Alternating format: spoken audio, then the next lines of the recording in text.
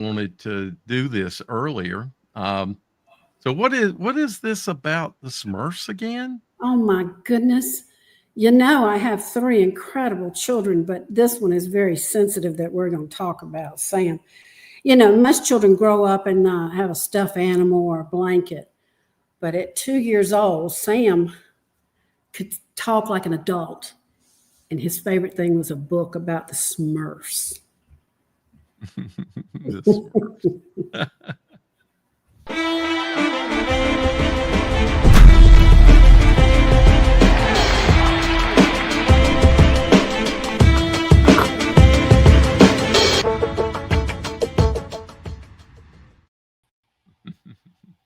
Now, was that Sam's sister that you had on there? Yeah. Okay, How good. about that? The Yeah. Smurfs. Well, that's awesome. I like that. The Smurfs came in. I'm a decade or so older than Sam. The Smurfs came in like in the early '80s or something. I remember them quite a bit. So it was something new. It was on NBC, I think, if I remember right. But We got to get a Smurf nickname for Sam, don't we? yeah. Yeah, I know some brainy Smurfs out there that you just want to kick back to Smurf village, but I don't know, Hefty Smurf, Handy Smurf. It could be Handy Smurf. There you go. There you go. Dale, how you doing, man? Pretty good. I'm in the back. Somebody's always in the back here. Players are more important, Sam.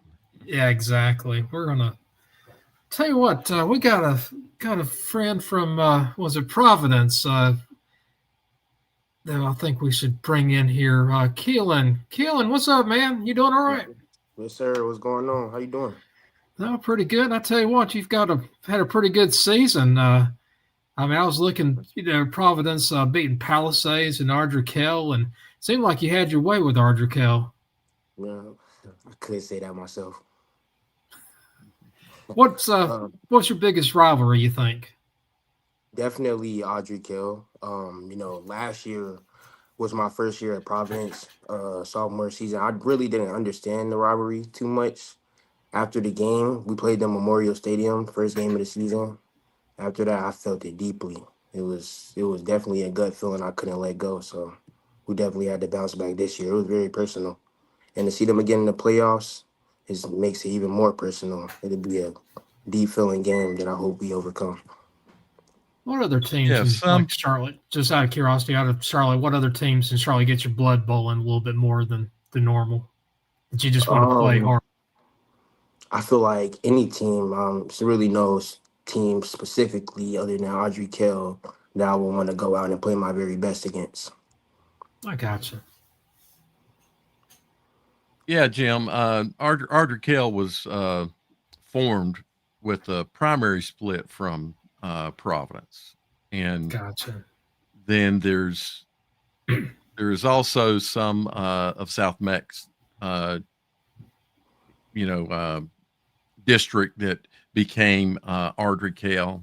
I don't know about anything east and northeast. If anything up around Butler, etc. But I'd say without question, from my experience, the two primary teams that Ardrikell might consider rivals would be that Providence would consider would be Ardrikell first, and then South Meck maybe second, because Providence was formed with the split of South Meck.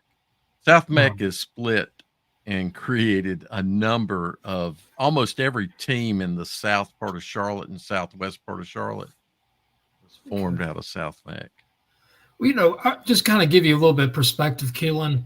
I graduated high school in 1989, in June of 1989. Providence High School opened up in August of 89. And just kind of give you an idea how old I am. That's 18. I was 18 when I graduated high school, and our Providence has been around for, I guess, 36 years now. So, in my mind, I grew up in about an hour east of Charlotte. I grew up in Stanley County, the town of Baden, and in my mind, Providence is still a young school. But now looking back, I'm like, oh my gosh, it's 36 years old. What's up? Well, see, So, Providence was nothing but trees yeah, when yeah, Really? I was in high school. That whole area was trees. Uh, yeah, exactly. That's crazy. so I got to see you guys play against Palisades. I was very impressed with, I'll say it again. I've said it several weeks, but Palisades was kind of having their way with you, but you guys never bowed your heads. I didn't see you argue with each other. Right. Um, you kind of stayed together and you fought through that adversity. And then as soon as something big happened, there you were. Uh, my question to you is, what helped y'all in that moment? Because it'll be things that you may have to lean on here in the playoffs. Right. I want to say what really guided us to overcome all that adversity in the Palisades game was really our coaching. You know, it comes down to all the team camps and the crying, the hard working besides your guys in the summertime. Our coaches really are heavy on team bonding, you know, building a brotherhood before we talk about football. You can't be a good football team with no bonds on the field. Because if you got a bond on the field, then y'all want to play harder for each other. So we really prioritize brotherly bonds, staying together, not getting too emotionally high because every time we get emotionally high, everything goes downhill. Staying together is really what led us to overcoming all that adversity. We were down pretty big. We didn't expect to go down that big in the Palisades game. We were pretty confident. As soon as we stepped on the field, they were chirping. So, we knew God had us. We knew God had Yeah, us. I So, didn't expect you to go down like that either. I expected it to be a hard fought, tight game the entire way through. So the way that it finished, in an overtime, uh, indicates a tight game, and I expected mhm, that to be the situation all the way through. definitely. Emotions have you guys encountered situations where the emotions have drained you, or that the problem with emotions and playing off of emotion is if you get up high and then if for some reason you have letdowns, and this is what happened to Palisades. Right. They got that point to where they felt like the game was won, and they let up and they dropped out mentally, and then they couldn't get themselves back into it. Have you guys encountered that at any point in this season? And No, sir, but I will say we've came out and underestimated teams for sure. Just like Palisades, that is a prime example. We underestimated them. We knew they were a good team, but I feel like we did not come out and play at the best of our ability through the first half. But everything came together second half when we really calmed down, realized that, you know, we're not we're not above every team the way we think we are. We need to play our game and play the game that our coaches preach us to play. I'm not I sure just got to what the ask you one quick highlights. question on this. You play this huge rivalry game, and then you find out in your look at your brackets and find out you're going to have to play them again. Is it going to be hard to get back up for that game? Do you think this is it a little bit weird to have to play them back to back weeks? I definitely say it's an unsettling feeling to have to play your rival school back to back weeks, especially for a playoff game. But I feel like our guys are definitely prepared for the challenge. All our Coach Ward, best head coach in the area, preaches is to stay together, and he knows that we can overcome any challenge because he's watched it with his own eyes. So, and I also believe that as well. So we'll be just fine. Oh, I know you will be. Yep. So, which is your favorite first? offense or defense. So that'll tell us which is your favorite position, though. You said you played safety Yes, sir. as well, right? Yes, sir. So defense or offense? Defense. Right. Linebacker or safety? Linebacker. I like the box. You like the box. You like to hit. I love to hit. So would you prefer to play strong safety? I mean, excuse me, free safety, or does strong safety give you enough hitting opportunity? Strong safety for sure. Okay. And So you only play wide receiver on offense? Yes, sir. No slot, no Well, halfback? sophomore season, I was really at slot the whole season, so I can really move anywhere. I can play anywhere my coaches need me to play, to be honest. Do they ever let you carry the ball? Oh, yes, sir. Quick screens, run up under my lineman, 10-yard gain. Uh-huh. I hear you. Jim, do you have a question? yeah, I was going to ask you, what's your favorite subjects in school? Favorite subject, I'll go with history for sure. All right, me and Dale are history guys here. What are you planning to do after high school? Definitely go to college and get my education and continue ball. Okay. Well, what kind of degree? Where do you think about going, and what do you want to study? I want to study business. I definitely want to get my master's degree for sure. All right, Can't man. leave without that.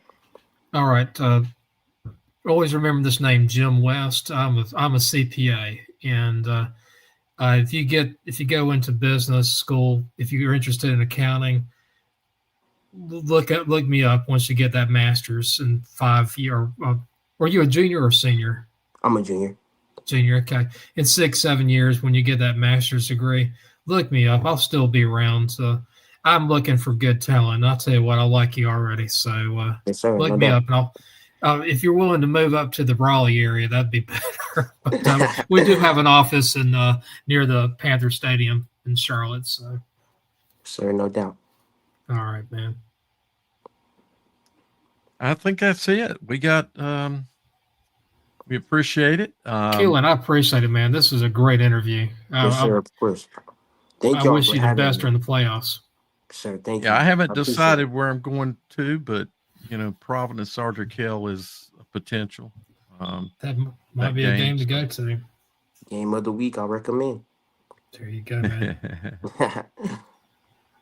All right. Well, that was Keelan. Keelan, thank you so much, sir. We appreciate you. And Dale, I tell you what, just talking to these fine young guys here just makes me appreciate high school football even more. And every one of these guys have their own story. And I like what I heard from Keelan just then. I mean, this guy here, he knows what he wants and he likes it. He loves defense. And I'm a defensive guy. Well, I think next here we need to get to one of the things that I have a passion for this year, Will, and that is to try to give defensive and offensive linemen a little bit more of a spotlight, because you guys kind of go, I don't want to say under the radar, but you don't get the glory that the running backs and the quarterbacks and on other teams, receivers, etc. So, oh yeah, of course, definitely. Yeah. So your name was given to me, and so here you are. Sir, I understand you play. Did you say right guard now? I was right tackle for the first 6 games of the year, and then I moved to right guard for the last 3 games. And which position do you prefer? I mean, I've been playing right tackle for the past 2 years, but of these past 3 games, I think I've liked I've been pulling more, and I just think I'm better at playing right guard at this point. Yeah, the style that Catholic runs, they typically pull the guard. Now, sometimes in these formations, tackles are pulled, but Yes, sir. that's because usually your tackle's a little more athletic. So, That must be why they moved you to guard, because they wanted to take advantage of some athleticism that you have. Yes, sir. Of course. But how many pancakes? There was a pancake right there. How Yeah. many pancakes you have this season? Too many to count. Too many to count. Oh, I love this. You don't keep track of the pancakes. You just deliver them. Is that it? Yes, sir. Yeah, it sounds like a friend of mine who's actually on the coaching staff at Charlotte Catholic. You ever run into Derek Miller at all? Yes, sir. He's the JV offensive coordinator for us right now. Okay, I gotcha. Tell Derek I said hello if you ever see him. Of course. I got to ask you though, what are you? Are you a junior? Yes, sir. I am. Okay, I got you. What's your plans for after high school? Definitely gonna go. I'm definitely gonna go to college. I'm gonna try to use my football abilities to get into a better school, and I'm still not sure what I want to do in college, but I definitely want to get some sort of degree, obviously, right? Okay. Yeah. Any idea where you want to go to school? Well, both my parents went to the University of Georgia, so it's obviously my dream school. But I'm open to go anywhere. Gosh, I guess it was back in May of 1996. I went to my best friend's wedding over in Atlanta, and that night we were driving back to Hillsborough, and we were going to close on our house the next week, the house I still live in, and we stayed the night in Athens. The next night, next day went to the stadium. Was it called Sanford Stadium? Is that right? Yes, Or, oh my gosh, that is a beautiful stadium. It's a gorgeous it's area amazing. there. It's an insane atmosphere. Oh my gosh, that would be a fun place to go to school right there. So, Yes, sir. well, cool. Tell us about your playoff game this week. Yeah. So we have a bye this week, but next week we're probably going to play AC Reynolds, and it's going to be a home game. Oh, I forgot you Okay. had a bye. You don't have to go up is- on the mountain. That's a nice thing. Yes, Yeah, sir. I've been to AC Reynolds a number of times. Let's just hope the weather is not as cold as it can get up there. Yeah. Is there anything you'd exactly. like to say about your team, your teammates, running backs, anybody? Not anyone specifically, but I just have a lot of pride. Like, obviously, our whole offense is based off the run, so that's the pride of our team. And as the leader of the offensive line, it's my job to make sure the offense runs well, and yeah. So as long as the offensive line plays good and everybody does their job on the offense, we can really play well and we can go deep in the playoffs, I think. Offensive line is key. There's no doubt about it. I've always had a soft spot for Charlotte Catholic because for the longest time I attended North Stanley in the Rocky River Conference, and Charlotte Catholic was a member for many years from 1973 up till 1992. Then they went back to the Rocky River around 97 and stayed there until 2004. It's a very good tradition school. Got one of the nicest stadiums around Keffer Stadium, so I know that's a big home field advantage for you. Yes, sir. Let's see if Sam's got anything he'd like to Yeah, let's ask. see if Sam. Hey. Man, Sam, you're muted, man. This is I got you hit now. My bad. Okay. with Charlotte. Do you know who Sam Griner is? You can say no. That'd be awesome, man. Just say no. Just say you never heard of him. He looked like a Smurf. He looks Will, like a Smurf to me. Can Will hear me? How you doing, brother? Yeah, man, I was watching your highlight. You look fantastic. I really take pride. You know, my first job in high school was an O-line coach, and so I love, that's my favorite group, to be honest with you. I feel like a team goes as far as the O-line is together. Like when you guys got your own like little name, I don't know if you guys got a name for your offensive line. We have like a bunch of nicknames for each other. But y'all as a group, you ain't, like you hear the the Hogs. I've Oh, heard yeah, a like great one Hogs, called yeah, the yeah. the law firm, and I've heard all types of things. It's pretty good. So yeah, definitely come up with a team name for the offensive line. I think that'd be great. And you guys, I always say, the type of football that you guys do translates very well in the playoffs. And definitely can see you guys making a run if you catch fire, and because it's a lot harder to throw the football when it gets a little colder, and you guys pride yourself in the trenches. So keep Yes, doing what sir, you're we doing, do. Will. Absolutely. All right, brother. Good stuff. And have you been to any Georgia games this year or no? I went to the Bama game. It wasn't a lot of fun at the end. I understand. I understand. Well, you're different though. You're not going on just a visit. You're a fan, so it's definitely tough with it. The Yeah, outcome's not great, no doubt. But I really like that crew. Man. That's probably the OGs of the whole NCAA right now. Is the whole coaching crew at Georgia. I mean, it's kind of they still have a little bit of the old school, toughness developing. I really like them a lot. All yeah. those guys there. All right. Well, good stuff. Will, appreciate you, brother. I appreciate you. Yeah, thanks for coming on, Will. Yeah, thank you, Really Will. do Appreciate it. I, Sam You know what I Granner, didn't what's up, see in the man? highlights, unfortunately, was the buck sweep. Yeah, I was looking they for that too. run it a lot. They Yeah. I haven't watched Catholic. Obviously we're not in their division, so I haven't watched a lot of them. But it was cool to see their highlights. They're still getting back to their ways of dominance of the what style of offense they're running. So pretty good stuff. I did see some spread though as well. Well, They I think they showed. got to mix. I think they got to mix that in. It's definitely if you ever playing from behind, it's hard to do it out of the double wing and stuff. Still, like play action is not going to fool people as much when you're down 3 scores or 2 scores. So they got to have spread options as well. Now they don't run double wing. Well, they run some half. They wing T. So if you have two wings, it's considered double wing. It's like Wing T. double wing, yeah. Yeah. Okay, okay. They have the ability, they did in the past. They had the ability to just kill you with their tight end.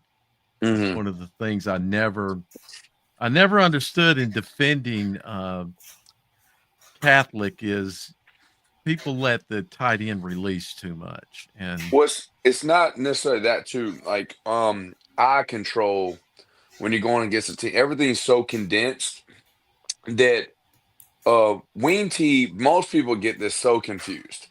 They're like they'll see a team run option, triple option, and be like they're running the wing T. I'm like that's not wing T.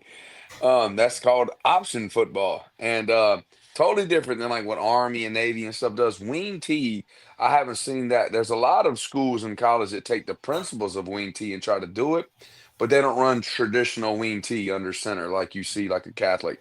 And I think personally, for teams in high school would probably I think if you have to run a very heavy base run offense, that wing T is definitely better than like triple option because I don't think there's enough time in a day to really master the triple option in high school like the academies do in the in college because it takes a lot of reps and you're putting a lot of faith in your quarterback making decisions on who's getting the ball. Wing T, you know who's getting the ball. It's just there's a lot of illusion that goes into the play. And so when you're talking about those tight ends, um, it's very unique because what is every like all right, so if you got spread, okay, and you got a corner that's only looking at that receiver, okay, he's not looking at the box and his eye control can stay good. But if you start condensing that down and there's all these different little motions and fake handoffs here and a fake offhand there, what it naturally does that corner's eyes do? He's looking at that fake, and next thing you know, that tight end gets away, or a receiver that's got a tight split gets away from him because your eye control is not disciplined. That's how they lure you to sleep, and then the next thing you know, they're going right by you. I'll tell you what. I want to do an option right now. I want to go over to another lady here, Kitty. Hi. so hang on one second. So Sam, one thing that I didn't see in that in the highlights is, and it had been for the longest time, your base offense is a T formation, and they would a lot of times fall back on T. I didn't see that, but I don't know if you were Okay. aware of that. Yeah, okay. Hey, Mom, how you doing? Hey, Sam. Oh, okay. This is your mom. I thought it was your sister. Okay, my Yeah, bad. yeah. My bad. She does look great. She does. She takes care of herself well. So Oh, Did you all genetics got passed down to the son. did you hear the Crickets. lead in, Sam? So what? So what now, Did Dale? you hear the lead in? I caught the tail end of it. She probably told my Smurf story. No, she hadn't Um, told the Smurf story. Now No. it's time she can tell that. I thought I heard a Smurf story. I could have swore I She heard that. mentioned I asked her about Smurfs because you kind of look like a Smurf. So I was wondering That's I was wondering why that was. fine. I can take some embarrassment right now. That's fine. no. It's all Go good. So ahead, what's Kitty. the what's the Smurf story, Mom? Tell us the Smurf Okay. story. Well, see, like I was saying earlier, Sam was a very serious child, and everybody else had teddy bears and stuffed animals. But Sam liked books, and he'd say, "Read me a book and make it come alive. Make it alive." And he loved the Smurfs. So at 2 years old, Sam could speak like I'm speaking right now. And so I got him a ticket to Carowinds for the season. And they had a Smurf Island there. It's the only thing I saw for an entire year was the Smurf Island. He would go on Smurf Island and he would go inside their little hut. And they had mushrooms to sit on. And he would sit on the mushrooms. See, here's Sam with the Smurfs. That's Sam, the little white-headed fella right there. Oh, wow. And he would look at me and go, "They're real, aren't they, Mama? They're real." He dressed up for Halloween as a Smurf, but I don't know what it was about the Smurfs. We kept saying, "Don't you want to watch Bob the Builder or something like that?" But no, he was a Smurf guy. Yeah, the crush on Smurf Like the out. Smurfs, Sam? Yeah, I like the Smurfs. I ain't gonna lie. I grew up liking the Smurfs. I probably spent a lot of time at Carowinds, and I think when I stopped going, they got rid of Smurf Island because I spent too much time. They didn't get no more income because I didn't come back for a while. Back in the early 80s, Washington Redskins had some receivers they called the Smurf. I knew one of them was Alvin Garrett, and there was another one was called they were the smaller receivers. They were called the Smurfs on that. That was pretty cool. And I know that I don't think it was Art Monk. He was pretty big, if I remember right. That's right. That's right. Yeah, there's some good stories. Kitty, I got triggered to bring you on when we had Coach Newsom on. And you typed up a message and you were apologizing for being a mom. And so one of the things I wanted to ask you was, you're a mom of a player, you're a mom of a head football coach. Yeah. First, what was your understanding of football coaches' responsibilities when you were the mom? Did you know? Yeah, just tell me what you thought they did and how much time they invest. I can tell you the difference, and that's probably the best way for me to explain it. So when Sam started playing football, Sam played football, baseball, basketball. He was an athlete. And he would tell me, "I'm going to be an athlete when I grow up. Stop. Stop." Say it again. Stop. Pure-blooded athlete. Tell him. he was going to be an athlete. And at the time I was teaching, and other school teachers would say to me, you need to direct him in another way, because there's not many people that become coaches much, or athletes. And he's little. He was a little fella. He was very small. And so my attitude was this. That is that you don't have, whatever you want to do in life by faith, because we have we base our lives on our faith and love for Jesus. But don't ever have a backup plan. Whatever it is that you want to do in life, that's what you head for. And that's the way I raised my children. So when Sam started playing sports, I wish I'd have changed my mind. My husband and I, we took him all over the state. he won't want me to mention this, but he had to go to Dean Smith's basketball camp. He had to go to all the name. I'm doing my shoulders again. Sam's showing me.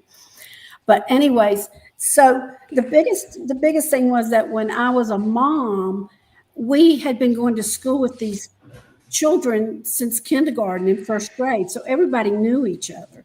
And so when you would go to the games, whoever's child would make a touchdown or a tackle or a catch, we all would scream for them and like, yeah, you're the best. And we all loved each other, but we wanted to be close to the coaches. And I don't know why, it was just a natural thing. So I know we got on their nerves.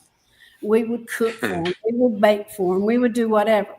What I remember the most about Sam playing football was, if I get hurt, don't you dare come down on that field. You dare. And yeah, knew someone would never let that one go if that happened. And so there he is. There's Sam with the Smurfs. So what ended up happening our senior year, Sam was told, Sam, you had to choose between baseball, tennis, basketball, and football, because he played everything. And he was good. He was really good at everything he did.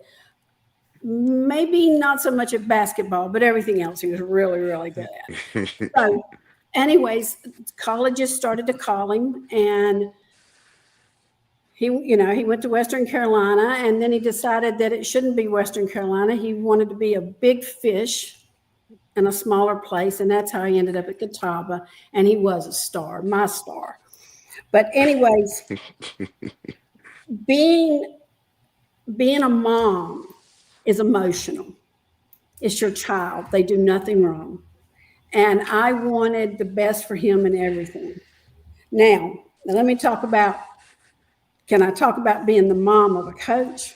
Is that okay Sure. if I go into that? Yeah. That's totally different. Totally. Because see, I don't see Sam doing anything wrong.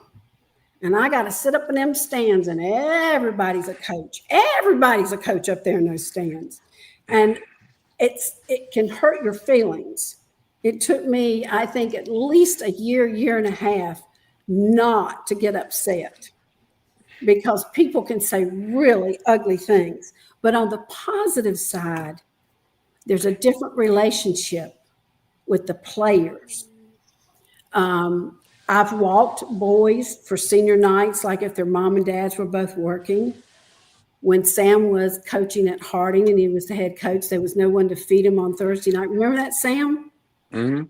Every Thursday It started at Vance. We used to bring, when I was the defense coordinator at Vance, before it was Chambers. Mm-hmm. We used to bring the whole defense over. I think it was Wednesday nights. We did it on Wednesday nights, and we watch film, make them watch the film on the opposing team, and my mom would cook for them. It'd be some type of spaghetti or pasta or sandwiches or something. Meatball subs. And I did that every week. And then he ended up at Harding. And that was, it's more of a extended family, a bonus family, when your son's the coach. Well, I think you build a lot of relationship with the players too, because you see them, and the players are with me all the time, just like my mom's been with me. From the outside, the parents don't really get to know me as well all the time, and they're going to look at it the same way my mom looked at me. Probably. I mean, I know that my mom has that perspective, but Newsom, she'd be like, "Oh, don't be hard on him. Don't be hard on my baby." And I'm like, "Mom, he's fine. He's teaching me that type deal." And she's like, "No, he's old. He might be a little tough on you. I saw him yelling at you." And I'm like, "No, I mean, he's fine." That type of deal. And so I wish more parents would realize that these coaches, and I think that Dale was trying to get at a little bit earlier, is that coaches do a lot more. They wear more hats than just coaching and calling a play X's and O's. Like we're father figures, sometimes mentors, sometimes. Let me interrupt you, Sam. Let me interrupt you, because this is something I wanted to touch on. When he said you become a parent, he, in reality, became a parent. He came home. He was living in his own home with his wife and 2 little girls. But he came to my house and he said, "Mom, there's this guy at Harding. that I really like. His name is Brahim. And I think I'm going to bring him home. And I said, this ain't Blindside. Your wife's not Sandra Bullock. I don't know what you're thinking. You got two little girls that are, I think at the time, what, 3 and 4 years old? 2 and 3. And Sam said to me, I remember his quote was, "You're whirly." And I said, no, I'm not. You know I'm not. Well, I had to eat those words because Brahim is probably one of the best things that ever happened to us in our lives. And that's something that you would never expect from a football coach, bringing in a child and raising him. And he graduated West Point. So I'm very proud of Sam, and I tell him that all the time. But it's I'm proud of Sam, but I am most proud of Sam because someday we lost a child. Y'all all know that, to cancer. And Sam was her strength. She said that, Deanna, all the time. But I tell people, when we talk about our faith, that when Deanna went to heaven, I kept her room just like it was for 5 years. Nothing ever left it. But what I realized and what Sam knows is that there's one thing you can take with you to heaven, and that's your children. And so that's how I try to raise them. That someday we're together for eternity. Wow. Beautiful. No doubt. She, my mom don't realize too that like I get, we can bicker with each other back and forth sometimes because she was so lovey-dovey on me and all that, and I'm like this trying to be a tough football coach, but she does. I mean, she helps me become a better coach because I do care about these kids. I'm tough on them. Sometimes my mom thinks I'm a little too tough on them, just like I am on my children or whatever the case would be. But I just know this world is difficult, and I want them to be prepared. I got one goal, kind of when I coach and when I teach my own children, and I want them to be successful when I'm not in their lives anymore. I want them to be better than me. I'll tell my children, y'all will be better than me one day. And I want my football players to reach their dreams. Like, what is your dream? And sometimes being tough on them to let them know that like, your dream's very big. It's going to be tough to get there. So I'm going to be tough on them. And sometimes parents have a hard time with that. And they're like, man, he don't really care about them. Like, I care more about them than you can ever imagine. And what gives me satisfies me is like seeing a situation like Brahim. I literally talked to him on the phone 2 days ago, and we talked probably at least 3 or 4 times a week. He's coming back into Charlotte. He just finished an interview, and he's going to be making so much money doing something he loves to do. He might even have time to come back and coach with me one day. That'd be pretty cool. He called cool. me last night. Yeah, and the thing is this, like Brahim has made it. He's a ring knocker now. He is a West Point graduate. He served his time. He's working in the real world now, and like I said, one day I might end up be working for my own son. He might climb the ladder that quickly, and I'm like, hey, listen, I'm retired. I need a job that actually pays a little bit more money than what I get. And so all that stuff comes true. You just want people to be successful, and it's not just Brahim, it's players. And my mom kind of helped me have a different outlook on just she loved and cared for us. We went through a tough situation. My parents got divorced. You can see her name is Kitty Griner Hufstetler. And my stepfather raised me. It's like a bonus father. I really appreciate him. And my own father was there in my life too. And so I was blessed to have a lot of father figures in my life, and with Newsom and Barry Shuford and the guys that coached me, I really respect those guys and I learned from them. And I think that all these student athletes can learn from these figures that are in their life, good, bad, or indifferent. Learn from our mistakes, and you can persevere through a lot in life. And I'm just fortunate enough that I've been able to be successful because of the love that I was shown and was able to share it with other people. I get the last word in. Go ahead. Because you always get the last word in. I get the last word in. Sam's favorite thing to say to me is, I'm a grown man. You got that daggone right. He says that all the time to me. Mom, I'm a grown man. Well, I want to tell you something, Sam. Even when I see you out there coaching on Friday nights, I still see that little boy. Can we bring that picture of Sam with the Smurf again? I just wanted to ask Kitty a question. Kitty, you said as a child that Sam was a pretty serious fella. When did he grow out of it? I mean, you can see right here, he looks like he's just goofing off right there. I'm sorry, Sam. That looks like one of the That's most fine. serious pictures I've ever seen of you. Yeah, no doubt. She loves to tell the story of how serious I was at an early age. She'll tell like a story. I don't know how true it was. I can't remember that far back about me picking on someone's kid. They asked me, "What was the story, Mom?" Oh, yeah. His dad, his biological dad, is a dentist, and we had moved into a new area, and we wanted to get to know the people in the community. So we were invited to the general practitioner of the town's home to have dinner. And Sam went with us. They invited all of us to come. He was about 2.5, 3 years old, and they had a new baby. And the baby was a couple months old, and it was in a bassinet. And they brought it in, and Sam stared at it and stared at it. And I thought, oh, Lord, is something coming out of this child's mouth. I just know it. He looked at those parents and he said, did you know that your baby has the biggest ears I've ever seen? have you ever watched the movie Dumbo? Oh, Yeah. he's going to hear really well as a kid. Yeah. So yeah, he has some satellites now. I can't remember that far back. I don't know. So But Sam's never had a filter, is what you're trying to tell us, kid. Is that right? No. that might have carried on to now, and yeah, it gets me in trouble. Listen, I could embarrass him about one thing, but I won't. I would embarrass myself if I said that word. Lacey, my daughter-in-law, is here with me. She's kind of being my director over here.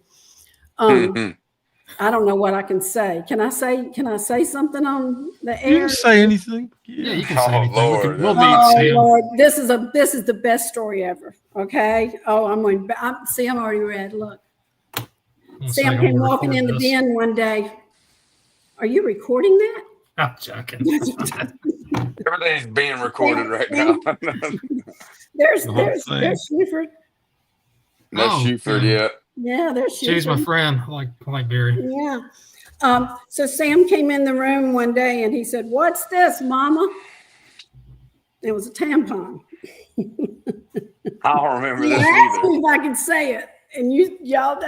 So I said, "Oh, Sam, that's for very special occasions."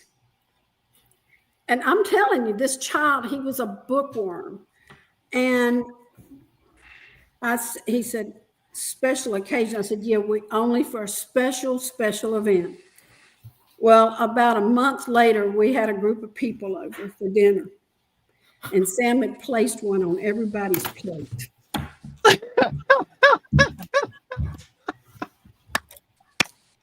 I don't remember that, but I wouldn't put it past me. It was a special occasion. Nah.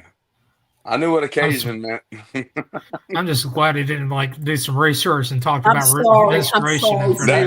That's before the internet. I could only find books, and they didn't have no special occasion tampon books out there. It reminds me of Sam as a kid reminds me of that kid Brick from The Metal. That always liked to read. Yes. Okay. Did he whisper a lot? Make it come alive. Did he whisper a lot? Whisper his words like football, or something like that? No, he didn't. He didn't do that. The only word he didn't learn in his vocabulary was Bobby. Yeah. Sam was on the Amazing Race. Yeah, Sam was on the Amazing Race. I don't know if y'all knew that or not. Oh yeah. And they were in the United Kingdom. I think it was London because Big Ben. I remember that being there. And they gave them clues, and they had to find the clues. And they told them to look for a Bobby. And I remember that. And Sam went around to everybody in the park going, "Are you Bobby? Are you Bobby?" Not knowing that it meant policeman. Well, I got a story to back that up that they kind of did me dirty, and y'all know this, but all right, they don't put this on film that about 20 minutes before we asked directions for a cop. There was a cop that was along the way, and we got our hands slapped like you can't talk to children and you can't talk to cops. Well, when you're looking for a Bobby, I was scared to ask. I was like, "Yo, Bobby," I kept looking at him sideways. and he had like, "Yo, it's me," basically. But I think I I mean, have. I was afraid to say because it was the first day on the show, and they were like, "Don't talk to cops." Here I'm it like, "Well, is. dadgummit, Here's the yeah, bottom. Oh yeah, yeah. yeah, that's pretty crazy." Yeah, they did me dirty on that one. So we came out of never lost. By the way. No, Sam, see what I did? I did you some prompts. Oh my gosh. What? It's like a little shrine over there. What are we doing? Like, come on now. It's like Meet the Parents, Greg Fokker when he went to his parents and had like ninth place winners Yeah. ribbon. So, Kitty, just out of curiosity, I know you said you graduated from Independence. Do you have special ties to Indy to this day, or She's a two-time. Do you have any special ties to Indy? She's a two-time champ. She's a two-time champ. I can tell you that. She's a Miss Independence 2 years in a row. Yeah. Oh, really? Yeah. Oh, yeah. Do you know how long ago that was? Do you know how long ago that was? Then she went to Wingate and carried You're out. not that much older than me, I bet you. No, I don't mind. I'm 72. Oh gosh, really? Wow. Yeah. She looked good. She looked good. So you were like class of 71, 72, somewhere We in were there? the first graduating class of 3 consecutive years. In other words, no, we were the third year. Does that make sense what I just said? Well, no, because no one would understand it because high school's 4 years now. You Oh, talking it's about 4 when high years school? now. Then it was 3 years. Yeah. This is the way I feel about Independence. I love Independence unless they're playing him. In the same way with Butler, that's a tough situation for him. He just played Butler and had his high school reunion the next night. After he opened the same year as Olympic. Mm-hmm. That's right. I don't know if you remember that or knew that, Kitty. Independence and Olympic opened at the same time. I didn't know that. Same year. I didn't either. And this they opened up in the fall of '66, if I remember correctly. And yeah. And so I just told my age to a whole bunch of people. Yeah, they all know it now. I'll tell you right now, Kitty. If when I get to your age, which is not that far away, I'll be flaunting it. Of course, I've already screwed that up, so it's not going to happen. So, well, Sam, that's pretty cool. You haven't seen me. Look. So what? My hair was this afternoon. It was down to here. I just. Oh, you cut? Yeah, let's go. I got a cell phone. I'm not using my computer right now. Yeah, I like that. Tell me, before I have to, y'all cut me off. Dale, how are you doing after getting run over by the football player? Well, I didn't get run over by the football player. Well, what happened? You're talking about my actual fall. Yeah, what happened? So, I played 2 sports in high school. Yeah. That was football and soccer. Mm-hmm. And I had it in my mind that I could still do certain things I could do. Mm-hmm. And there's a thing in soccer. It's called a foot trap. That's where when a ball's rolling, you can slap your foot down on the top of the ball and stop it. Then when you're really good, you can flip it up and do other things, but you can put your foot down on the ball and stop it. You didn't. So what happened?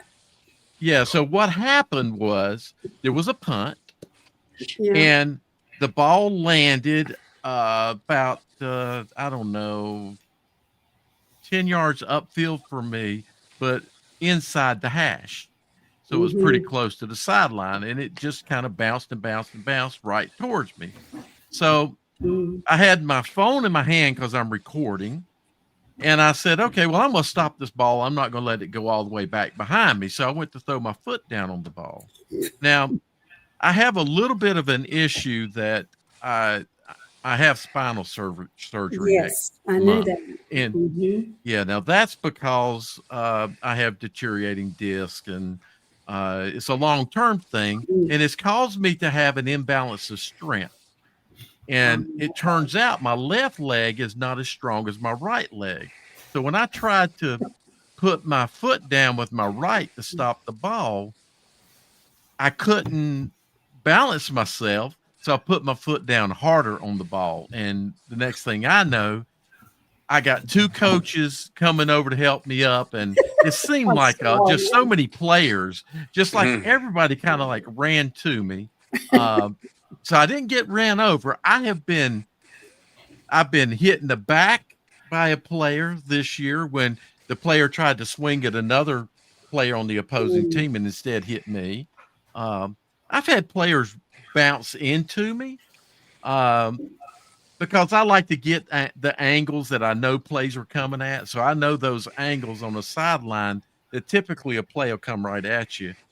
But I've never, ever, ever, ever been knocked down by a player. I've come close, but little old Dale trying to be, oh, I've still got that athlete in me. Well, I'll make you some barbecue one night. Ooh. Okay, I know you like barbecue, and well, you better bring your A game. This guy's been to the best barbecue places in the world. I know. Man, what Dale needs to do is he needs to do a barbecue for you maybe one time because he makes the most amazing smoked stuff there is. It's unbelievable. You just invited us to dinner at his house. There you go. That's right. The place that you ate the other night is where my other son, Trevor, and his wife, they just celebrated their 1-year anniversary. They catered their wedding. Yeah. So if I catered my youngest daughter's wedding, we used City Barbecue because I didn't know about Smoke Pit at the time. Now, Smoke Pit was only in Concord at the time, but if I had it to do over again, Smoke Pit would be the ones I would cater. Though City did a very, very good job. I give them credit. They are good. It was great, wasn't it, Sam? It was good. It was real good. I'll give a shout out to my cousin Bill Hall. He used to be the head coach at Northwoods. He actually caters. He'll do barbecue all over the state also. So, and his is A1. Sam's a cook. Sam cooks most. Don't you cook most dinners? Yeah, He's a great cook. Yeah, I get. Sam, I can tell one thing. She never approached Barry Shuford, did she? Yes, I sat with his wife. I always sat with his wife at the game. No. About his wife, yeah. How he was talking to Sam or other players. No. She kept it. She understood the boundaries of a. She understood the boundaries of a player and a. He'd have chewed your head off. Oh, he would have, and yeah, Shuford. I used to coach for Shuford when I went over to Olympic for that year. I remember that year. Oh yeah, he chewed me out one time. I was like, Coach, I ain't got to be here, buddy. I was like, I love you. This ain't the same thing. I was scared of Newsom. Yeah, I mean, more so than Shuford, really. Yeah, Shuford was quiet, and he had little children then, and they were always running around on the football field, and so I saw him as a daddy too. Well, Shuford was heavily offensive, and I only played a little bit of receiver, but I played all 3 of my years on varsity under Newsom for the most part. Newsom. Yeah, and so that was kind of my direct coach and mentor. Even though loved Shuford to death, I think he was great and great head coach. But that's kind of how it all started. Now, when I first got my first job, Newsom's the one that hired me, and I was there for a year. But I realized sometimes it's not the easiest to go back and coach with where you played because they're still going to look at you as kind of a player still. Like, what can you bring to the table? They want you to be the, pick up the cone kind of guy. And I had to earn my keep, and I felt like I had a lot to offer, and I had to branch away and, further my career elsewhere. And then I kind of gained their respect later on, I think. And they've been very supportive of me throughout my career now, obviously. And, so like Steve Shaughnessy and Newsom, those guys are big parts of my life and how I coach today. But sometimes it's just for any guys that are going into high school, going to college, and they have ambition to coach again. And sometimes you'll get those opportunities with who you know. And I'm saying it's a great way to start, but to kind of progress if you want to be a head coach or a coordinator down the road. A lot of times you're going to have to go away from, your coaches that coached you because that's hard to get over the hump. They're going to still look at you as a player until it's time, kind of earn your keep elsewhere. No doubt. Well, I'll tell you what, you were blessed with some great coaches, Barry Shuford and obviously Mike Newsom, the great guys there, and you can't go wrong with that Butler school. No I doubt. think Sam ended. He'll correct me if I'm wrong. I think that you ended up, of all the coaches you had, I think you probably have spent more time with Shaughnessy. Y'all have gone to West to the games to watch Brian play. Yeah, I think our relationship is, Yeah. Newsom has always been there too. I talked to Newsom, Shaughnessy. I still hear from Shuford here and there. Um, like the Kim Cowsers of the world. Everybody, if I see them, run into them. There's anybody that's coached you, even my college coach, Chip Hester. You learn a lot of things from guys because they really care, and I honestly don't think North Carolina really, and we're all trying to coach for a change, and we're saying pay the coaches, but they don't understand how much they've made an impact on me in my life, and I know that I'm trying to make impacts on these other kids' lives. And some of them don't become coaches; they become other things in the world. But I guarantee those CEOs appreciate them playing football or other sports because you learn so much discipline, you learn so much like team environment. It's not about us as an individual, but we play the greatest team sport there is, and that stuff carries on to the workforce, and it makes a huge impact learning these things. Well, that Y'all, was the thank you for purpose of having me this. on. Yeah. Yeah. Yeah, Well, I that really was actually, appreciate it. Kitty, that was the purpose of having you come on, was to try to help show the human side to impact Sam. that coaches have, Yeah. Right. Yeah. and they need to be paid. You Oh, guys need to be paid. it doesn't matter because I retired, but I taught almost 30 years. Mhm. And it's the only job in the world that I taught that many years. And it's knowledge to anyone. What job do you stay in for 30 years and the highest you ever made was 61,000? What did you teach? Language arts. Oh, okay, gotcha. Yeah, that's. That's the thing. My mother was an art teacher in Stanley County, and I can tell you right now, 61,000 wasn't. She didn't come close to making that when she retired, and it's a ministry in itself to be a teacher these days. It's It's a the best. mission. It's the best job. And Yeah. Sam always would say to me, I know I keep telling on Sam, he'd go, I don't know why you're a teacher. You don't make any money. Yeah, And my dad. Yeah, then, my dad was a doctor and a dentist, and then I chose to go my mom's route. I don't know what I was thinking. you love me. But I made the same mistake as you. Those last 4 years that I taught, I was an academic facilitator, but I stayed in the same school that I had worked in as a teacher. And I never could gain that respect from the teachers. I couldn't switch roles. Well, Kitty, I hope I get to meet you on I meet you too. the state championship game. I live over near Chapel Hill, so Sam, just get to Chapel Hill. You know what to do. You did the last year, except you ended up going to Carter Finley, but make it to Chapel Hill, and so I can meet your mom. Yeah, no doubt. That. Tell Langston I said goodbye. All right. Yeah, and congratulate Chris. Chris got married. Yeah. Yep. So he finally tricked somebody. Nah, he's a good guy. Appreciate you guys. Bye, guys. Thank you, See you Sam. now. Thank you, Kitty. Bye. Wow, that was just an incredible time there.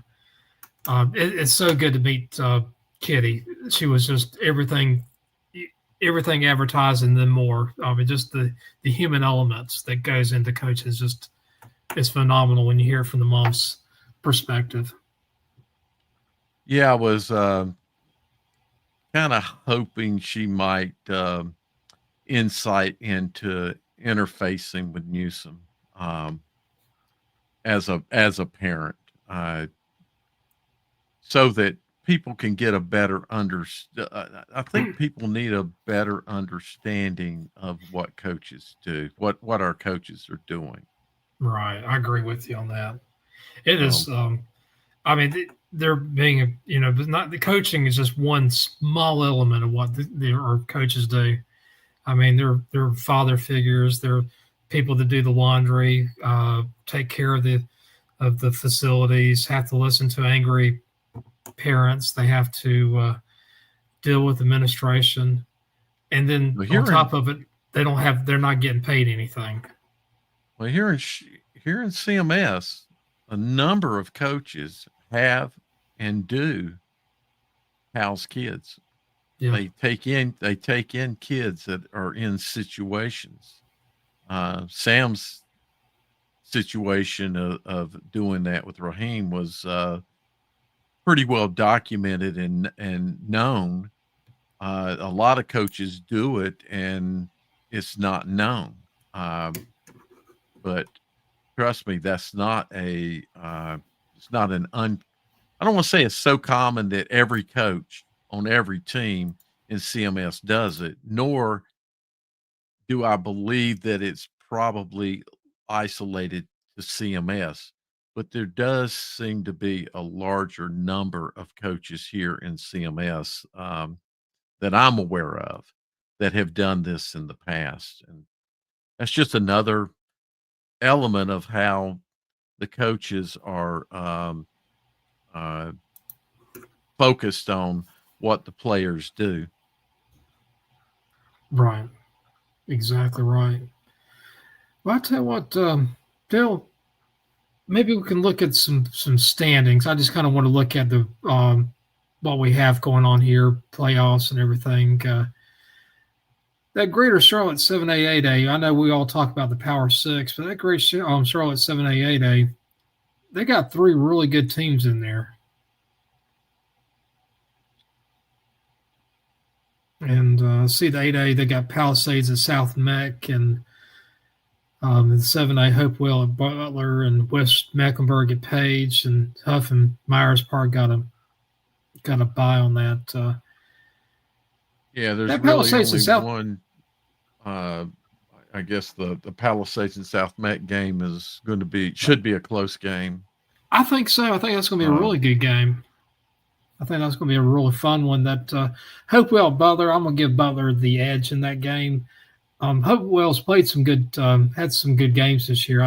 I think right now Butler's my pick. In the 8A Power 6, 7A, 8A, Chambers of Pinecrest, I like Pinecrest. Do you think Chambers, you think they have much of a chance in that game, or? No, I just hate to say it, but no. All right. North Meck, I think that they're the team that kind of everybody felt like they should have gotten into the playoffs. But you know what? When you go 3-7, it's sometimes bad things happen. But you look at that team up there, West Meck at 1-9, getting the playoffs. That's tough. We beat that dead horse last week or earlier on. We can go on now. I mean, one fact to state is that by power rankings, West Mecklenburg did finish in the top power rank schools in the state in that class. So they did. I don't like the fact that they qualified via RPI, but they would have qualified with power rankings. Oh, I agree with that. They've been like 38th or 39th in there. That points allowed, they have 524. I think that might be 254. I don't have it in front of me, but I'm pretty sure North Meck didn't allow 52 points a game this year. I just wanted to point that out if anybody was questioning that. The important thing about all that is that while West Meck ranked 47th in power, North Mecklenburg ranked 33rd in power. So, and having seen results, if you were to look at a subjective view on things, North Meck is a better team than West Mecklenburg is. So it's just kind of a strong indicator that we should not be using RPI alone. Right. And people, just let you know, this is not an anti-West Meck bias that Dale has. I'm pretty sure it's not anti-West Meck bias because I believe Dale graduated from West Mex. So Yeah, no, there's no bias it's here. just true facts on that. Just wanted to point that out to everybody. You gotta look at whether you do objective data or well, I'm all about objective data, period. So Right. things that we can really analyze. And yes, RPI is objective, but it's not as doesn't have as much data input into it as Right. does power rankings. So and let you no know, bias. RPIs is more binary. When you do power rankings, you do have more instead of just 0, 1. It's a big array when it comes to power rankings. There is some differences, like with margin of victories and so forth. Can we go to the next power slide? rankings? Let's go to the next slide and go ahead, Dale. Jim, the power rankings take into account every team in the state gets applied against the power ranking. Whereas RPI only does your record, your opponent's record, and your opponent's opponent's record. Right. I was talking about the margin of victory. It's something that the power rankings will incorporate. That's another thing. So there's just far more data. Yeah, exactly. And that's the reason why, to me, it's not binary, because with the RPI, they treat a win that's 49-point victory the same as it is if it's a 3-point victory with the current system. That Southwestern 7A, 8A, that's another conference that was very competitive among those top 3 teams there. Going into the season, did you think it was going to be Providence 1, Palisades 2, Ardrey Kell 3? I figured those would be the top 3 teams, without question. I had Palisades as number 1 going in. Yeah, I don't. As far as how they finished, I figured I thought it might be Palisades and Providence flipped. Right. And there was a 3-way tie between East Mac, Rocky River, and Ballantine Ridge. This conference is going to be better, I think, especially as Ballantine Ridge gets more years into its system. I don't care what they say. If you start out in year 1 as a football program, it takes a while. It takes 5 or 6 years a lot of times to really establish a football program. You got to get your feeder schools ready and so forth, and get your coaching. Well, you got to get your fans. You got to get kind of some enthusiasm. CMS doesn't really have feeders. Yeah. There's no you go to this middle school, you will always go to this high school. They don't have that in CMS. But so Palisades, for example, we're looking at a 4-year school. So that's probably about the amount of time for a new school. By the time you can get your first graduating class that's fully attended the school, you've had an opportunity to build your program, your signature. Exactly. Providence and Ardrey Kell, they're going to be playing again this week. They played last week. Dale, it's a hard thing to beat a good team twice. It's really hard to beat them back-to-back weeks. That's because the other team is a good team. That's really I think the biggest part of that. I don't know how many teams, if we had an opportunity to look and see how many other teams are doing this, that played a game final week of the season and are now turning around and playing that same opponent the very next week. We had set up pods back several years ago to eliminate that, to keep that from happening. And it did, because we were having it happen here in Charlotte and probably other places. We were having that happen a lot. So I don't like that. It is, in this situation, it's 2 rivals that have got to get themselves back up again. And it does put Providence at a disadvantage. Right. They won. They kind of, though the score was only 2 scores, they did kind of have their way on the field, from what I understand. And that gives Audrey Kell more motivation. And, I don't know. I'm just not a fan of this. Gotcha. Yeah, it's a tough one. They did that pods a couple different times in different segments. I know they did it about 14, 15 years ago. And then they tried to bring it back in for a couple of years. I kind of like that in a lot of ways. Tell you what, let's go back to the standings. I just want to look at what else we got here in that Palisades, South Mac, where I talked about Ardrey, Providence. Okay, that's good. Let's look at that greater Metro 6A, 7A. South Iredell, A.L. Brown. I got Brown. And West Cabarrus and R.J. Reynolds. That's kind of a flip one right now. R.J. Reynolds, West Cabarrus, they're pretty even. I think West Cabarrus might actually have just a tiny bit of an edge on that. R.J. Reynolds might be a little bit banged up right now. And that Central Cabarrus to Southeast Guilford game, that's another doozy. I think that's going to be a great one to go to. Let's see here. Looking at I can't really help with that NCHSAA Big South one. Yeah. So Chapel Hill. That's an East team going down to Union County. Hang on one second. I just want to see what game. So we got Country Day and Charlotte Christian having a face-off again. Yeah.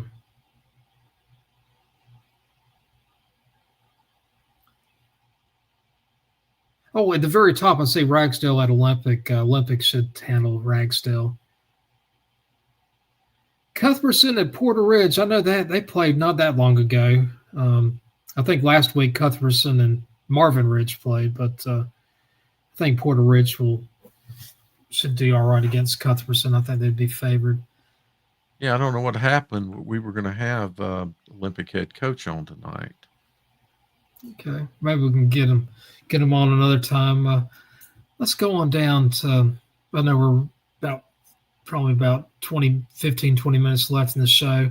Let's go on to the next slide or next page here. West Mecca, Davie County. I'm sorry, Dale. I think Davie County wins that one. I'm sure you do too.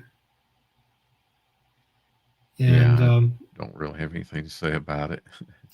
Alexander Central, Statesville. I think Statesville's got it. Kings Mountain should handle Ben Smith. Hunter Huss and Irwin. That could be a pretty good game, Dale. Irwin's it's a good team. Hunter Huss, good. I mean, they played good against Ashbrook. That game could go either way. I'll give Concord just a slight advantage over Forest View.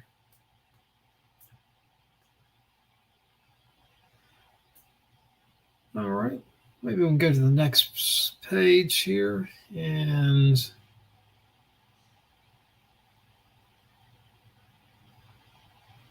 Smoky Mountain and Forest Hills. Dale just let you know that Forest Hills team is all beaten up. They had some players transfer out too. They should beat Forest Hills. Lexington should handle West Stanley. All right, I want to see that South Piedmont 4A, 5A. There's a lot of teams in that conference, 8 teams. Maybe we can see the games at the very bottom on the next page.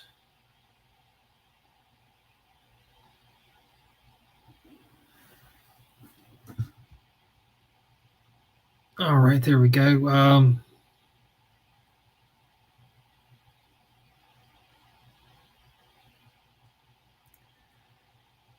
That Montgomery Central Jesse Carson might be a good game. And in that conference, Western Foothills 4A, 5A. How about Fred T. Ford, Dale? That might be a pretty good game. We'll take a look at our picks in a minute. Yeah. All right. That was one of them. Okay. I'd probably go with Ford on that game. It should be a decent one, though. That should be a really good game. Oh, let's see who's playing that South Piedmont 2A, 3A, 4A.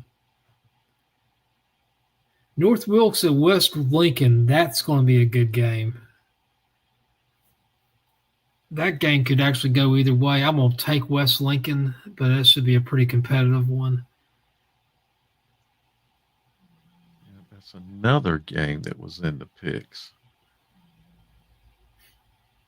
Which one? The North Wilkes, West Lincoln. Oh, is it? Yeah, that game could go either way, to be honest with you. I'll probably go with Pretty West sure I Lincoln on remember that it one. being in the picks. Okay. All right, let's go to the next page here. And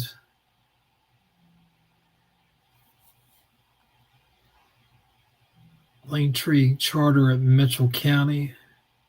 Mitchell County should win that game. Union Academy at Owen. Believe it or not, that's going to be a good game. I'm going to give Owen the advantage just because it's going to be at up at Swananoa or Black Mountain or wherever you call Owen. But that should be a pretty competitive one. I think Cherokee should handle Albemarle. North Rowan will beat Avery. Mountain Island Charter should handle Elkin. All right, let's see what else we got here on the next page. I can't help you with any of those. That Raven Gap team, though, that should be should beat Christ School, though. I just have a lot of respect for Raven Gap. Yeah, that'll be. I would expect that will not be a competitive game. That's a good program. Raven Gap is. Not one of you. No Limit picked South Meck. I'm picking South Meck in that game. So I did not because I think I don't know. Both teams can prove some points to me. Right. I think without a failure to finish, I think for about 3.5 quarters, Palisades is probably the better team. Because you're talking about a team that played that same span of game, beating Independence, beating Clover, beating Providence. Right. They just had their finish problems. So, yeah, I see. This is the first time I've seen everybody's picks. Everybody picked Providence. No surprise there, right? And then everybody picked Pinecrest. I'm surprised anybody picked Chapel Hill. I think Marvin Ridge will win by 3 scores against Chapel Hill.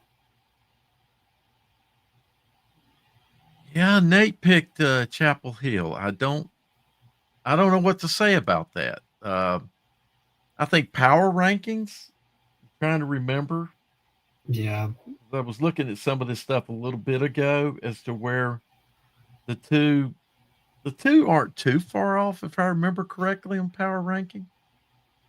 Within the classification, I don't remember now, but I just feel like that's a Marvin Ridge.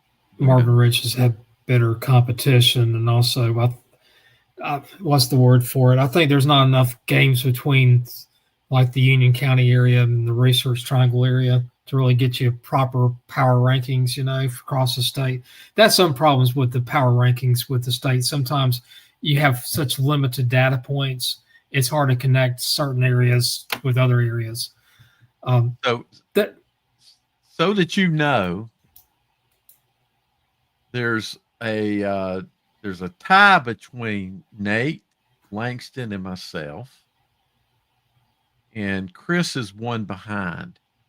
Chris fell behind because he sort of went. I don't think he went out on a limb. He made a good pick. It just was against the pick that we all made last week, and that caused him to fall a game behind. So now here he is again. He's out on a limb as the only one to pick. I'm picking Ford. So that might allow him to tie it back up again. Because otherwise, we all have the same picks. It looks like Langston and I have exactly the same pick. Nate's a different on one. Gary is the same.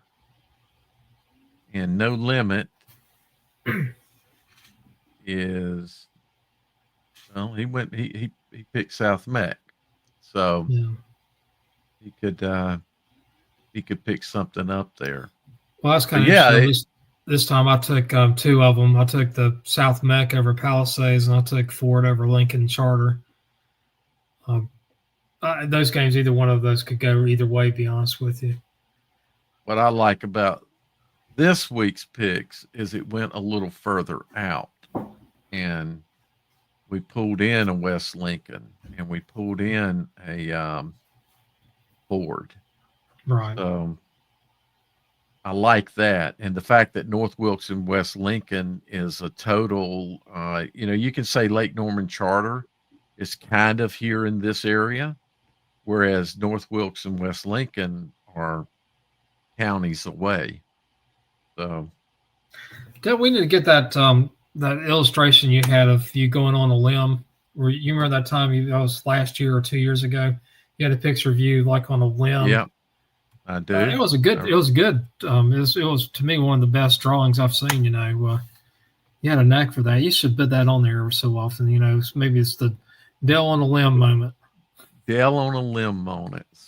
So Dale,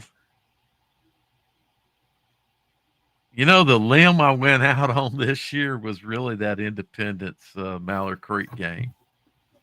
I didn't think it was a limb, but it turned out to be not just going out on a limb, but it was a kind of flimsy limb, Oh my gosh. Yeah. And the limb broke. It broke on me. I see we got some other comments here. We've had a lot of comments. North Stanley, Lincolnton is a good team. They beat Shelby. I agree with that. That 3A West, there's a lot of good teams. East Rutherford, you got Shelby, you got Lincolnton, Walkertown. Do you think Greensboro Grimsley will win the state? I think they have a decent chance. They're going to have to get past Weddington. I did get news that their quarterback will be back. What's his name? Faison Brandon.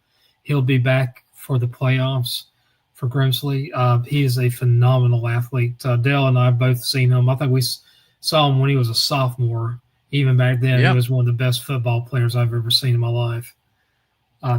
Poise, leadership, skill. They definitely have a shot at winning it. They're one of the favorites. They are the number one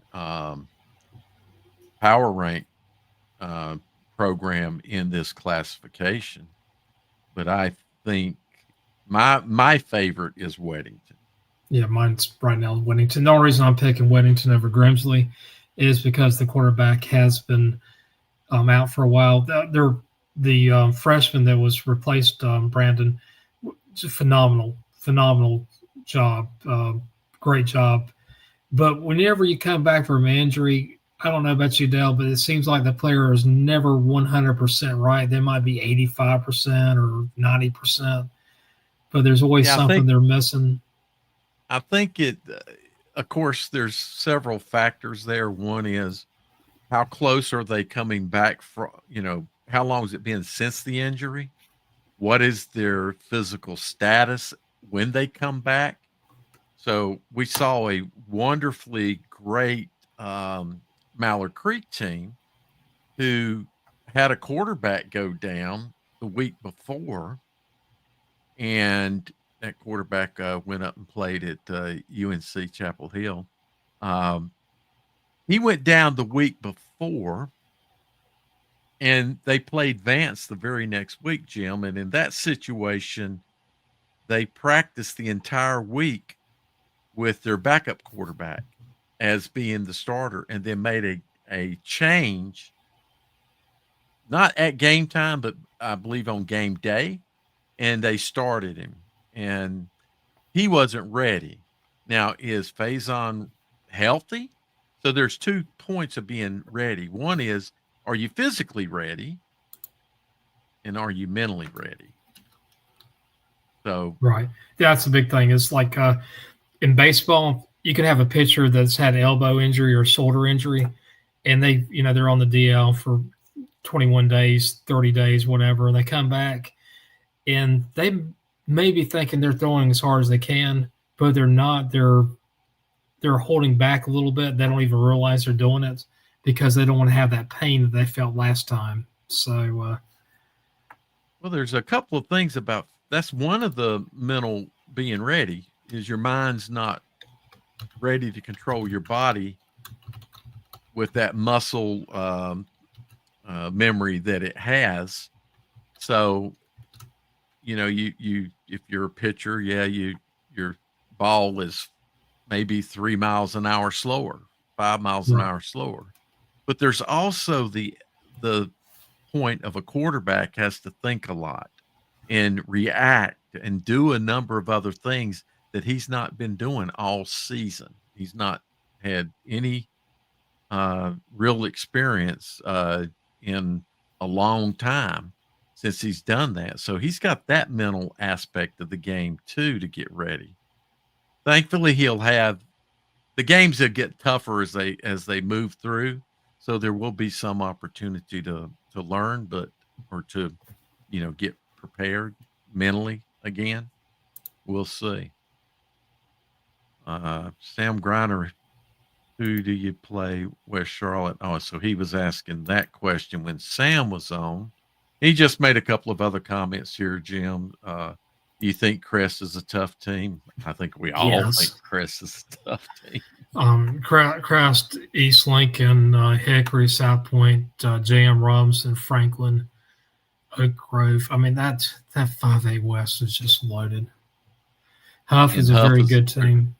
Yeah. Huff, West Charlotte, 8A teams. You got to say, Huff is, in a lot of people's eyes, Huff is the favorite in that class.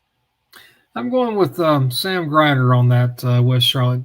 And the only reason I say that is I think West Charlotte's, at the end of the day, I'm always looking for that woo.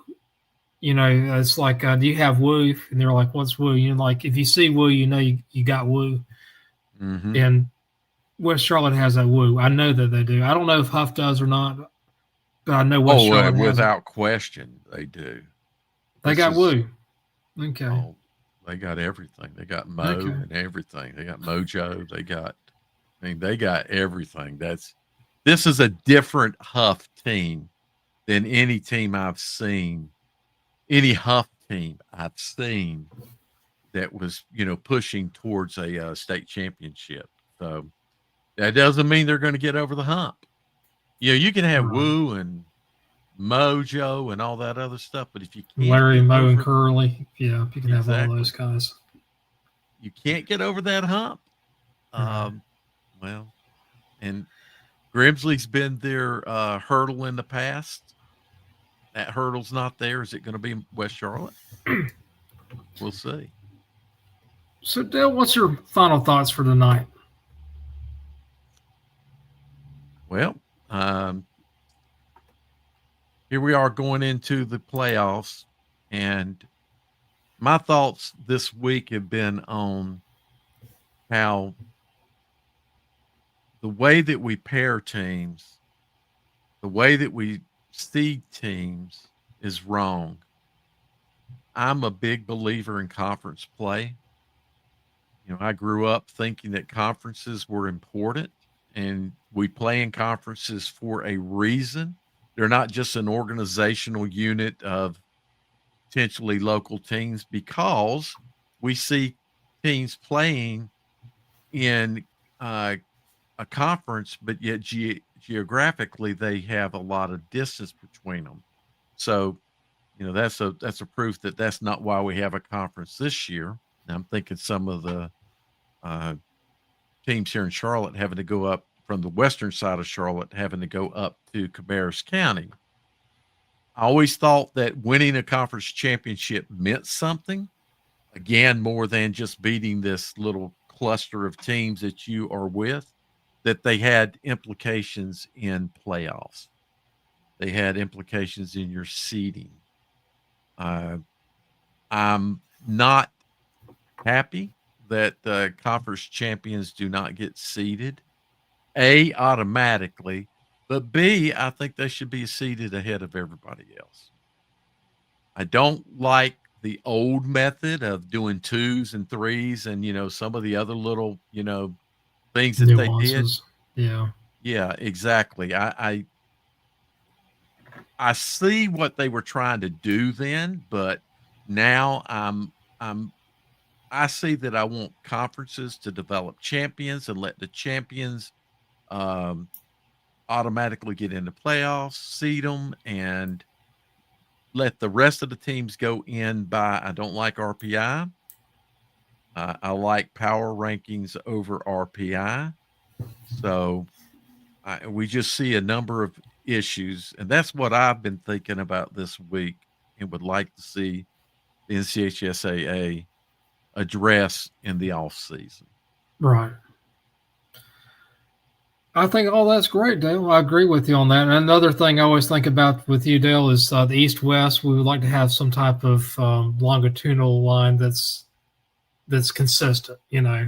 We know what teams going in are going to be playing on the East and what's going to be on the West. So exactly, we had it last year. Why do we have to do away with it? Yeah, exactly. Well, guys, it is time for you to go get ready for Friday. Friday is not that far away. It's only a couple of days away. Find a game to go to. I'm going to be over in Durham on Friday night. I'm going to watch Southern Durham host Lumberton. Find some place to root on your favorite team or your local school. There's a lot of ways you can catch up with us. We'll be back on the air on Friday night about 11. Or I guess it's going to be 11:30 this time, Dale. Is that right? So do we schedule 11:30? We talked about it. We'll be sometime around 11:30. Come on, 11:30. We have to ask our producer what he wants us to do. Yeah, we might be 11, might be 11:30, but come and humor us. Tell us about your game. We'd love to hear from everybody. But from Jim West and Dale Ross with Talking Preps Plus, thank you so much for joining us. Have a good evening.